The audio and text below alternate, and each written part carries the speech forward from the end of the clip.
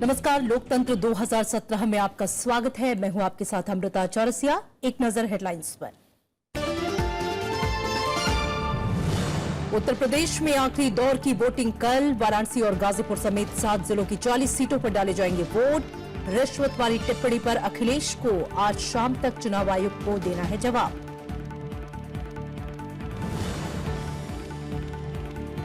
मणिपुर में दूसरे चरण की 22 सीटों पर मतदान कल। मुख्यमंत्री इबोबी सिंह समेत मैदान में 98 उम्मीदवार।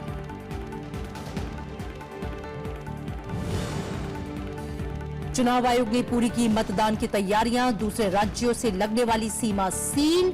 अति संवेदनशील बूथों पर होगी खास नजर।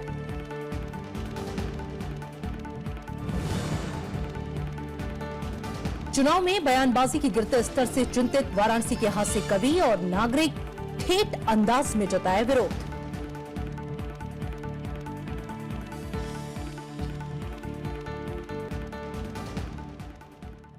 उत्तर प्रदेश और मणिपुर में आखिरी दौर के चुनाव की तैयारियां पूरी हो चुकी हैं। यूपी की 40 और मणिपुर की 22 सीटों के लिए कल मतदान होना है। शुरुआत उत्तर प्रदेश चुनाव से जुड़ी खबरों के साथ।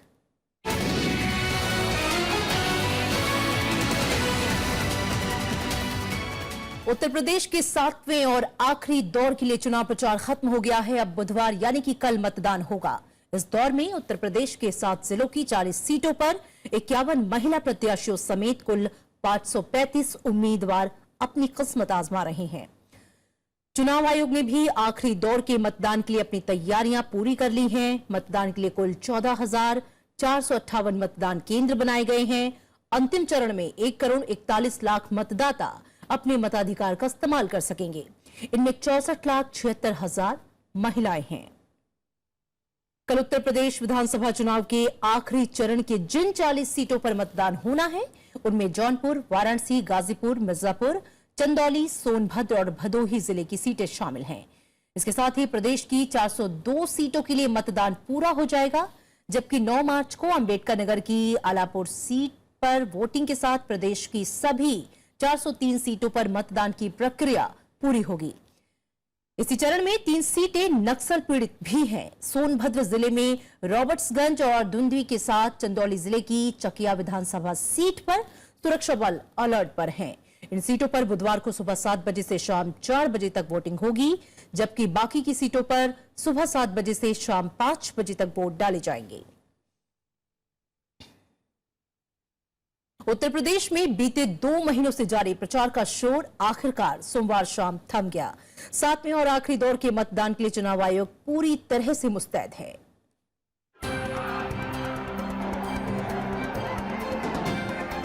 सरकार का बहुत पैसा लगा, नियमों में ऐसा कदम पर। उत्तर प्रदेश में बीते 2 महीनों से ये नजारे आम थे। जगह जगह चुनावी रैलियां, जगह जगह नुक्कड़ सभाएं, कहीं बीजेपी, कहीं बीएसपी तो कहीं समाजवादी पार्टी, कांग्रेस का प्रचार। अब आखिरी दौर के लिए 8 मार्च को मतदान होना है और बीते कई हफ्तों से चल रहा प्रचार सोमवार शाम 5 बजे पूरी तरह थम गया। आखिरी मौके तक सभी पार्टियों ने चुनावी मैदान में पूरा जोर लगा दिया। अब उत्तर प्रदेश मतदान के आखिरी कगार पर पहुंच चुका है और 8 मार्च के मतदान के साथ ही प्रदेश में वोटिंग का काम मुकम्मल हो जाएगा। प्रदेश के आखिरी दौर में 7 जिलों की 40 सीटों पर 535 उम्मीदवार मैदान में हैं, जिनमें बीएसपी सभी 40 सीटों पर चुनाव लड़ रही है। बीजेपी 32, समाजवादी पार्टी 31, आरएलडी 21 और कांग्रेस 9 सीटों पर चुनावी मैदान में है, जबकि 139 सीटों पर निर्दलीय भी खड़े हुए हैं। सबसे ज्यादा 24 उम्मीदवार वाराणसी कैंट में आमने सामने हैं, जबकि सबसे कम 6 उम्मीदवार केराकट सीट पर हैं। प्रचार का शोर थमने के साथ ही अब बचे आखिरी चंद घंटों में उम्मीदवार घर घर जाकर वोट मांग रहे हैं। चुनाव आयोग ने शांतिपूर्ण और निष्पक्ष चुनाव के लिए सुरक्षा के पुख्ता इंतजाम किए हैं। दूसरे राज्यों से लगने वाली सीमाओं को भी सील कर दिया गया है। Bureau report, Rajya Sabha TV. और सीधा रुख करेंगे वाराणसी का। कृति मिश्रा हमारे संवाददाता हमारे साथ जुड़ रही हैं। कृति, वाराणसी की बात करें तो 8 विधानसभा सीटों पर खासतौर पर सबकी निगाहें हैं। कल होनी है आखिरी चरण की वोटिंग। क्या तैयारियां हैं और चुनाव आयोग किस तरीके से सारी तैयारियों को मुकम्मल कर चुका है? जी हाँ अमृता, देखिए वाराणसी एक हाई प्रोफाइल कंस्टिट्यूएंसी बन चुकी है क्योंकि ये प्रधानमंत्री का संसदीय क्षेत्र है। तो कहीं ना कहीं एडमिनिस्ट्रेशन पर, इलेक्शन कमीशन पर और पुलिस पर्सनल पे बहुत ज्यादा दबाव है कि किस तरह से स्वच्छ और निर्भय रहित वातावरण में ये चुनाव हो सके। तो अगर चुनाव आयोग की बात करें तो एक लंबी मुहिम छेड़ी है उन्होंने कि किस तरह से ज्यादा वोटर टर्नआउट हो सके। कई जगह जो ग्रामीण इलाके हैं वहां पर मेहंदी कॉम्पिटिशन कराया गया है, खासकर जो औरतें हैं उनको मोटिवेट करने के लिए कि वो भारी संख्या में निकलें और अपने मत का प्रयोग करें। जो फर्स्ट टाइम वोटर्स हैं, जो युवा वोटर्स हैं, उनके लिए भी खास इंतजाम किए गए हैं और खासकर फेसबुक से कोलैबोरेशन किया गया है। वहां पर रजिस्टर फॉर योर वोट का एक टैब है अमृता, जिसको अगर आप क्लिक करेंगी तो वो सीधे नेशनल वोटर्स पोर्टल पे ले जाएगा, जो जितनी जानकारी है इलेक्शन से रिलेटेड आपके डिस्ट्रिक्ट में वो आप तक पहुंचाने का काम करेगा। साथ ही जो होटल्स हैं, इलेक्शन कमीशन के अलावा भी जो कई रेस्टोरेंट्स हैं, जो होटल्स हैं, कमर्शियल यूनिट्स हैं, उनमें भी इस तरह की मुहिम छेड़ी के लिए है कि किस तरह से ज्यादा वोटर टर्नआउट हो चुके। तो कल जो लोग वोट देंगे और उनके उंगली पर इंडेलिबल इंक का निशान होगा, उनको 20 से 10% तक छूट देने का कई तरह के इस तरह का मुहिम चला रखा है यहाँ के होटल मालिकों ने। और अगर मैं सुरक्षा की बात करूं तो देखिए बहुत पुख्ता सुरक्षा के इंतजाम किए गए हैं। पैरा मिलिट्री फोर्सेस की कंपनियां हैं, होम गार्ड लगे हुए हैं, पुलिस पर्सनल लगे हैं, चप्पे चप्पे पर कड़ी सुरक्षा का इंतजाम किया गया है। और खासकर जहां से जिस मैदान से पोलिंग पार्टीज रवाना हो रही हैं, जहां पर ईवीएम मशीन बांटी जा रही है, वहां पे भी सुरक्षा के बहुत पुख्ता इंतजाम किए गए हैं। तो कहा जा सकता है कि इलेक्शन कमीशन ने पूरी तैयारी कर ली है कि कल 8 तारीख को यहाँ इस पूरे ईस्टर्न रीजन में जो 40 कंस्टिट्यूएंसीज है वहां पर शांतिपूर्ण तरीके से मतदान हो सके। अमृता। बिल्कुल कृति, तो पूरी तैयारियां हो चुकी हैं और पूरी कोशिश की जा रही है कि लोग ज्यादा से ज्यादा घरों से निकले, उन्हें कई तरह की लुभावनी सुविधाएं दी गई हैं और वोट करें। शुक्रिया इस बातचीत के लिए कृति आपका। पूर्वांचल में बुनकरों की खासी तादाद है। नोटबंदी के बाद इनके काम और कारोबार को काफी नुकसान हुआ है। अब देखना है कि नोटबंदी यहां चुनाव पर कितना असर दिखाएगी। ये आवाज बनारस की गलियों की पहचान है। लल्लनपुर इलाके की संकरी गलियों में तमाम बुनकर रहते हैं। इनकी बनाई साड़ियां पूरी दुनिया में बनारस की पहचान है। नोटबंदी के पहले तक यहाँ साड़ियों का कारोबार रोजाना करीब 20 करोड़ का था।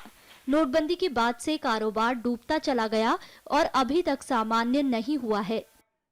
नोटबंदी का इतना असर पड़ा सर कि सवेरे 8 बजे से लाइन में लगे 2 बजे तक पेमेंट मिल रहा था। अब जाकर के कुछ सही हो गया है। बहुत नुकसान हो गया, हम लोग बैठे रह गए, परेशानी बहुत खड़ी हो गई। एक लड़का लेके अपना ये सब काम धाम में बहुत दिक्कत आ गया।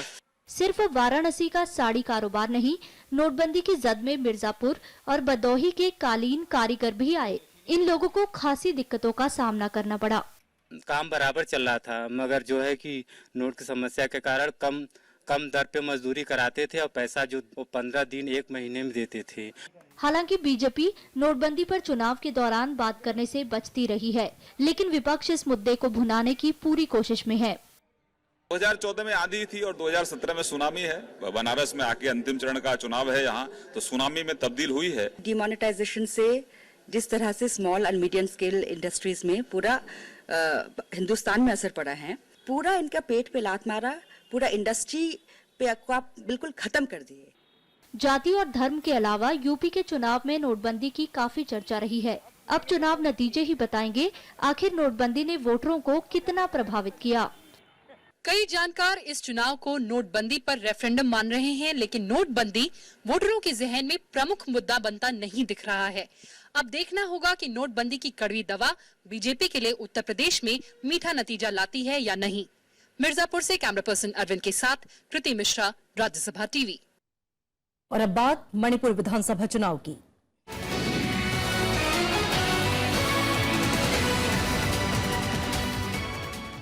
मणिपुर विधानसभा चुनाव के आखिरी दौर के लिए भी कल वोट डाले जाएंगे। चुनाव आयोग ने 10 जिलों की इन 22 सीटों पर मतदान की तैयारियां पूरी कर ली हैं। मतदान बुधवार सुबह 7 बजे से शुरू होकर दोपहर 3 बजे तक चलेगा। 4 लाख महिला मतदाता समेत कुल 8 लाख मतदाता कल 98 उम्मीदवारों की किस्मत का फैसला करेंगे। इस दौर में जिन जिलों में मतदान होना है उनमें थाउबल, काकचिंग, सेनापति, उर्वुल, तामेंगलांग, जिरीबाम, चंदेल, तेंगनौपाल, कामजोंग और नोने शामिल हैं। मणिपुर में पहले दौर की 38 सीटों पर 4 मार्च को रिकॉर्ड 84% मतदान हुआ था। नतीजे 11 मार्च को आएंगे। इससे पहले मणिपुर में विधानसभा चुनाव के लिए प्रचार सोमवार शाम 5 बजे थम गया। अब उम्मीदवार घर घर जाकर वोट मांग रहे हैं। 8 मार्च को प्रदेश की 22 सीटों पर मतदान होना है। मणिपुर में पिछले कई हफ्तों से चल रहा प्रचार का धुआंधार सिलसिला सोमवार दोपहर 3 बजे थम गया। प्रदेश की 22 सीटें अब मतदान के लिए पूरी तरह तैयार हैं। इनमें ज्यादातर सीटें पहाड़ी इलाके की हैं, जहां सभी पार्टियों ने जीत के लिए पूरा जोर लगा रखा है। मैदान में सत्ताधारी कांग्रेस, बीजेपी, एनपीएफ और वाम दलों समेत कुल 98 उम्मीदवार दावेदारी पेश कर रहे हैं। ताजा तरीन राजनीति में आई इरोम शर्मिला प्रजा पार्टी की तरफ से मुख्यमंत्री इबोबी सिंह के खिलाफ मैदान में है। जानकारों की माने तो चुनाव प्रचार में आदिवासी राजनीति ही राजनीतिक दलों की किस्मत तय करेगी। नगा आबादी पर पार्टियों की खास नजर है। Major tribal groups, that is the Kuki-Chin group and the Naga groups. So they have had almost a 50-50 division of the seats in the state assembly. So I think this will continue. Voice has been dominant in all the discussions among the tribal areas. Is the state government of Manipur has been anti-tribal. So these are the two major issues the tribals would be trying to settle score. Naga के साथ साथ cookie आबादी पर भी पार्टियों की निगाहें हैं, जो कि दूसरे दौर में इन पार्टियों की किस्मत तय करने में महत्वपूर्ण भूमिका निभा सकती हैं। इस दौर में कांग्रेस नेता और मुख्यमंत्री इबोबी सिंह सबसे अहम उम्मीदवार हैं, जो कि थौबल सीट से मैदान में हैं। इरोम शर्मिला भी इस सीट पर उन्हें टक्कर दे रही हैं। मणिपुर की खास स्थिति के लिहाज से दूसरे चरण का चुनाव भूमिगत संगठनों के मुख्य धारा राजनीति के साथ जोड़ने के लिए काफी अहम है। अब देखना यह होगा कि चुनाव नतीजे आने के बाद वे राजनीति को विधानसभा में आकर किस तरीके से नियंत्रित करते हैं। राज्यसभा टेलीविजन के लिए कैमरा पर्सन प्रशांतों के साथ मणिपुर के इम्फाल से अखिलेश सुमन। मणिपुर की राज्यपाल नजमा हेपतुल्ला ने राज्य में पहले दौर में रिकॉर्ड मतदान पर खुशी जताई। साथ ही दूसरे दौर के लिए लोगों से बढ़ चढ़कर मतदान करने की अपील की है। मणिपुर की राज्यपाल से खास बातचीत की हमारे संवाददाता अखिलेश सुमन ने।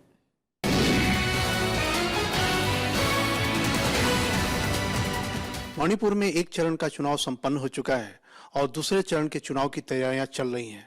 हमारे साथ मणिपुर की राज्यपाल नजमा हेपतुल्ला हैं। नजमा जी, मणिपुर में पहले चरण का चुनाव संपन्न हुआ और 86% से ज्यादा लोगों ने मतदान में भाग लिया है, तो आप इसको किस तरीके से देख रहे हैं? मैं तो बहुत खुश हूँ, इसलिए कि मैंने इलेक्शन से पहले अपील करी थी कि आप जरूर घरों से निकल के अपनी ये जो एडल्ट फ्रेंचाइज का आपको संविधान में एक आपको राइट मिला है, तो आप उसका जरूर इस्तेमाल करिए। और मैं उम्मीद करती हूँ कि हमारा दूसरे चरण का जो होगा उसमें भी लोग बाहर निकल के वोटर अपना वोट का इस्तेमाल करेंगे। लेकिन जब एक चरण का चुनाव संपन्न हुआ, ये खास तौर पे समतल का इलाका है और समतल के इलाके में इतनी अच्छी तादाद में लोग आए, अब खास तौर पे पहाड़ी इलाके में चुनाव होना है, तो आपको क्या लगता है कि ऐसी ही उपस्थिति होगी पहाड़ी इलाकों में, या आपको लग रहा है कि कोई अंतर आएगा? मुझे तो उम्मीद है कि लोग बाहर निकल के वोट करेंगे, क्योंकि यहाँ ब्लॉकेट का असर जो पड़ा है वो नेगेटिव असर पड़ा है। क्योंकि ब्लॉकेड हुआ तो इन लोगों को खाने पीने का सामान, दवाई, जरूरत की चीजें नहीं मिली। अच्छा नजमा जी, मैं देख रहा हूँ लगातार कि आप राज्यपाल आमतौर पे राजभवनों में बैठे रहते हैं और चुनाव के बीच में भी आप कई तरह के कार्यक्रमों में पहले भी और अभी भी भाग लेती रही हैं। एक दिन मैंने देखा कैंसर के पर कुछ प्रोग्राम चल रहा था, उसमें भी जाके आप शिरकत कर रही थी। तो ये आपने कोई नई भूमिका तलाशी है आपने लिया, कोई नए तरीके का परिभाषा बना रही हैं आप राज्यपाल का? देखिए, पता नहीं लोगों ने गवर्नरशिप को रिटायरमेंट समझ लिया है। ये रिटायरमेंट नहीं है। तो मैं यहाँ की फर्स्ट सिटीजन हूँ। मैंने देखा है कि यहाँ क्या कमी है, क्या जरूरत है लोगों को।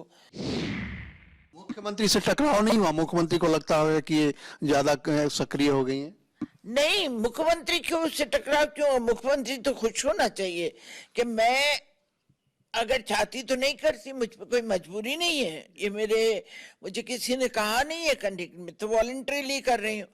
और मैं तो उनकी मदद कर रही हूँ क्योंकि सेंट्रल गवर्नमेंट में मेरे अपने ताल्लुकात हैं, मेरा इतनी बरसों से काम कर रही हूँ, सीनियर हूँ। अगले चरण में जो चुनाव होने वाला है वो उन लोगों के इलाके में हो रहा है जिन्होंने ब्लॉकेट की घोषणा कर रखी है, कुछ कुकी ऑर्गेनाइजेशन है, कई सारे अंडरग्राउंड ऑर्गेनाइजेशन से, तो आपको उन लोगों से क्या अपील है, क्या कहना है? मैं उनसे यही अपील कर रही हूँ कि ब्लॉकेड या नो ब्लॉकेड, आपको अपनी हक का इस्तेमाल करना चाहिए। मणिपुर में तो आप कह रहे हैं ब्लॉकेड है, मैं भी समझती हूँ ब्लॉकेड है लोगों को, और दूर दूर है जगहें, तो यहाँ वोट देने आने में तकलीफ होती है, लोगों को असुविधाएं हैं। मगर जो जगह अभी और दूसरी जगह भी तो इलेक्शन चल रहे हैं, मैं हैरान हूँ कि वहाँ परसेंटेज 50-56-7% होती है। क्यों नहीं लोग आते अपना वोट देने के लिए? ये उनका संवैधानिक हक है। बल्कि मैंने तो एक मूवमेंट शुरू किया था वर्ल्ड ओवर कि कंपलसरी वोटिंग है, देना ही पड़ेगा वोट आपको, चाहे आप जाके खाली किसी के हक में दो, but you have to use your right of franchise, ये कंपलसरी हो जाना चाहिए।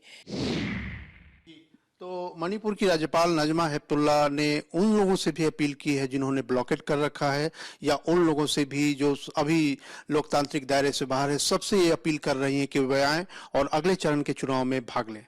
राज्यसभा टेलीविजन के लिए कैमरा पर्सन प्रशांत कर्माकर के साथ इम्फाल से अखिलेश सुमन। और इम्फाल से हमारे संवाददाता अखिलेश सुमन फोन लाइन पर हमारे साथ जुड़ गए हैं। अखिलेश, पहले चरण में रिकॉर्ड 84% वोटिंग हुई, लेकिन दूसरे चरण का चुनाव है वो पहाड़ी इलाकों में है, उन इलाकों में है जहां पे नाकेबंदी की गई, बहुत सारे संगठन सक्रिय हैं विरोध में। ऐसे में चुनाव आयोग की क्या तैयारियां हैं, खासकर कल की वोटिंग के लिए? देखिए अमृता, चुनाव आयोग ने जो हमें बताया है उसमें है कि तकरीबन 3/4 जो चुनाव के मतदान के केंद्र हैं वो तकरीबन 3/4 अति संवेदनशील या संवेदनशील के रूप में उन्हें चिन्हित किया गया है। और जब इस तरह से चिन्हित किया जाता है, सुरक्षा की बेपनाह तैयारियां वहां की जाती है ताकि लोग असुरक्षित न महसूस करें और चुनाव में भाग लेने में उनको लगे कि कोई खतरा नहीं है उन्हें। तो एक तरह से ये कहें कि लोगों में विश्वास पैदा करने के लिए चुनाव आयोग ने कुछ जगहों पे तो एक दिन पहले से ही सुरक्षा बलों को भेज दिया है जहां बहुत ही दुर्गम इलाका है, और कुछ जगहों पे अभी निकल रहे हैं लोग।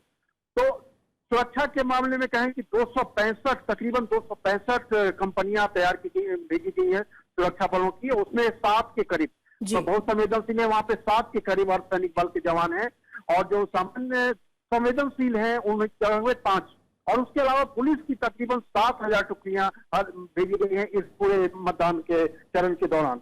तो चुनाव आयोग इस तरीके से काम कर रहा है। दूसरी तरीके से यह है कि जो हर जगह वीडियो कॉन्फ्रेंसिंग की व्यवस्था चुनाव आयोग ने की है, और कल खुद चुनाव आयुक्त जो यहाँ के चुनाव अधिकारी वो खुद हर जो डीसी है, हर डीसी से उन्होंने वीडियो कॉन्फ्रेंसिंग करके इस बात की ताकीद की कि कहीं भी इस तरह की लॉजिस्टिकल जो चूक है, व्यवस्था की जो कमी है, वो व्यवस्था की कमी नहीं आए। देखिए, चुनाव आयोग लोगों को बाधित नहीं कर सकता, बाध्य नहीं कर सकता कि आप चुनाव दीजिए ही, लेकिन चुनाव आयोग वो सारी व्यवस्थाएं करने की कोशिश कर रहा है जो कि जरूरी है। और मैं इस मामले में बताऊंगा कि मणिपुर का चुनाव आयोग जो है, मणिपुर के चुनाव अधिकारी जो हैं वो इस तरीके से काम कर रहे हैं जिसमें कि सॉफ्टवेयर भी काफी उपयोग हो रहा है, उसके अलावा जो अन्य जो व्यवस्था की चीजें हैं उसको, और एक तरह से कहें कि पूरे 24 घंटे एक उन्होंने हेल्पलाइन भी तैयार करके दिया है लोगों को, और उस हेल्पलाइन का बराबर इस्तेमाल करके लोग चाहे तो जिस तरह की जो कमियां हैं, जिस तरह की उन्हें लगे उन्हें परेशानियां हो रही हैं, वो सारी जानकारियां वहां से ले सकते हैं, सूचनाएं दे सकते हैं।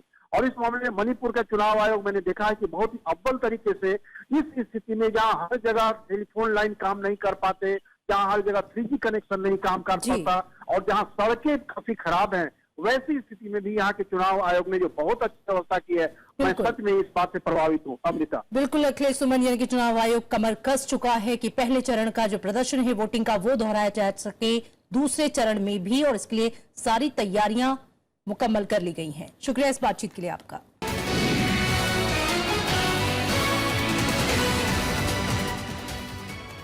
इधर चुनाव आयोग विधानसभा चुनाव के दौरान 3 राज्यों में अब तक 124 करोड़ रुपए की नकदी, 23 लाख लीटर शराब और 3,500 किलो से ज्यादा ड्रग्स जब्त कर चुका है।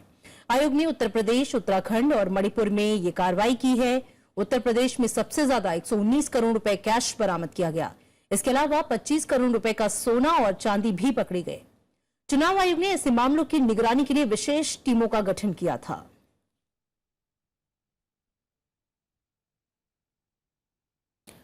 और इसी के साथ चलते चलते आपको छोड़ जाते हैं बनारस के कुछ रंग के साथ।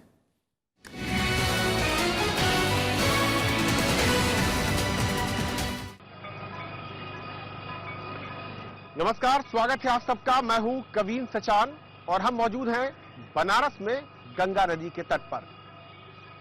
मेरे पीछे आप देख सकते हैं घाट पर आरती चल रही है और बनारस की पहचान और यहां के लोगों की जो पहचान है वो है यहां की भाषा और दूसरी बड़ी पहचान है यहां का हास्य व्यंग। लेकिन राजनीति की जिस तरीके की भाषा हो चली है इन चुनाव में, यहां के लोग खासे चिंतित हैं और वो एक नए अंदाज में, अपने अंदाज में कुछ कहना भी चाहते हैं। बनारस के इसी रंग को हम परखेंगे, देखेंगे और आपके सामने लाने की कोशिश करेंगे। हमारे साथ 3 खास मेहमान हैं।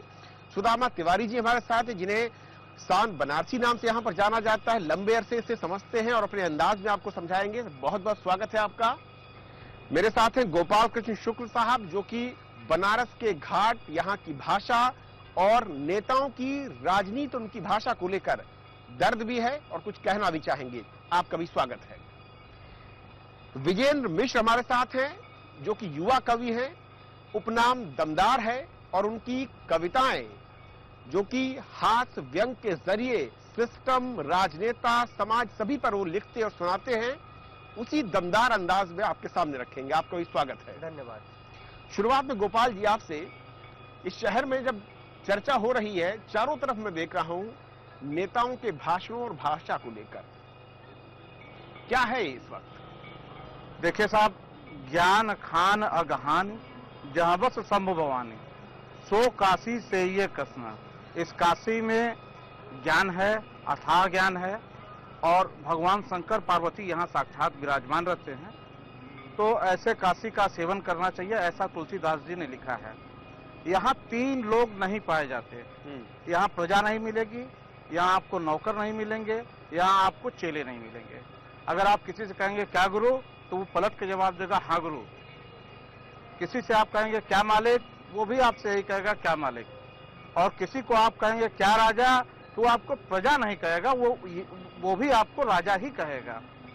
और घाट के किनारे सुबह सवेरे हो या शाम हो, जब लोग नहाते हैं तो ये पहचान पाना मुश्किल होता है बात से, व्यवहार से, कौन अमीर है, कौन गरीब है, कौन कमजोर है, कौन मजबूत है।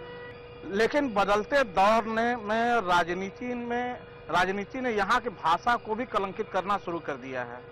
अब नेताओं की भाषा तो चल ही रही थी गलत, स्थानीय स्तर पर युवा लोगों की भाषा भी काफी प्रदूषित हो गई है। प्रदूषित हो गई है आपका भाषा? बेशक बेशक। सुदामा जी, शान बनारसी साहब, आपके अंदाज में आज के दौर में जो कुछ चल रहा है, मैं चाहूंगा कि आप वो बताएं दर्शकों को। देखिए, ये बसंत ऋतु है, सब पर प्रभाव डालता है बसंत। तो मैंने 4 लाइन लिखने का प्रयास किया है कि चुनावी बसंत की आहट सुन, चुनावी बसंत की आहट सुन, दल मुर्दे सभी हरियाने लगे हैं। कुंवारी बुजुर्ग लठे तो ओलंठ, लुगरी भी बसंती रंगाने लगे हैं। बेटो भतीजों की हो रही खोज, लूले मंजीरे बजाने लगे हैं। ऋतुराज का जादू चढ़ा ऐसा, टूटे पेड़ पे कोपल आने लगे हैं। हमारे बड़े प्रधानमंत्री जी ने कहा था कि डॉलर के भी ऊपर होगा मेरा 1 रुपया। बदला है हालात देश का, सुन लो मेरे भैया। शपथ लिया है साफ करेंगे निर्मल गंगा मैया। सुनते हैं पुनः भगीरथ आने वाले हैं, साढ़ के भैया अच्छे दिन अब आने वाले हैं। तो आपने सुना कि किस तरीके से जो यहाँ का अंदाज, बनारसी अंदाज, जिसे ठेठ अंदाज कहा जाता है, उसके लिए मशहूर है शहर। उसके बारे का उसमें जिक्र किया सुदामा साहब ने। विजेंद्र हमारे साथ हैं, जो युवा कवि हैं। विजेंद्र, आप युवा हैं और आपसे चर्चा हो रही थी, आपने कहा कि आज की राजनीति, आज के नेताओं को लेकर कई तरह के दर्द हैं। क्या आपका दर्द है और कैसे उसको बयां करना चाहते हैं आप? अभी आप भाषा पे चर्चा कर रहे थे शुक्ला जी से।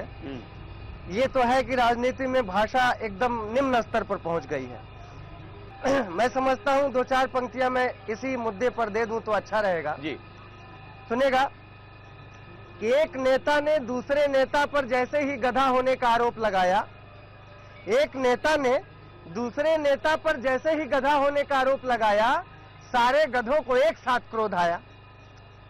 गधों के सरदार ने सिर उठाकर समझाया, ढैचो ढैचो ढैचो। गधों के सरदार ने सिर उठाकर समझाया, ढैचो ढैचो ढैचो। लोकतंत्र की गरिमा को सस्ती लोकप्रियता के बदले मत बेचो। गधों के सरदार ने सिर उठाकर समझाया, ढैचो ढैचो ढैचो। लोकतंत्र की गरिमा को सस्ती लोकप्रियता के बदले मत बेचो। अरे हम गधे जरूर हैं, हम गधे जरूर हैं, लेकिन भाषावाद, क्षेत्रवाद, संप्रदायवाद और दंगे फसाद से दूर है। हम गधे जरूर हैं, लेकिन भाषावाद, क्षेत्रवाद, जातिवाद, संप्रदायवाद और दंगे फसाद से दूर है।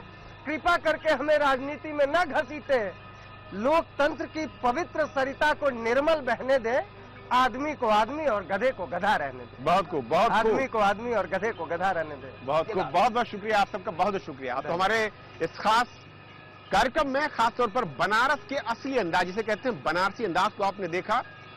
मैं माफी चाहूंगा कि अगर किसी शब्द के साथ आपको आपत्ति हो या आपको दर्द दिख रहा हो, लेकिन दर्द बनारस का है, इसलिए इसको समझना भी जरूरी है। बहुत शुक्रिया आप सबका।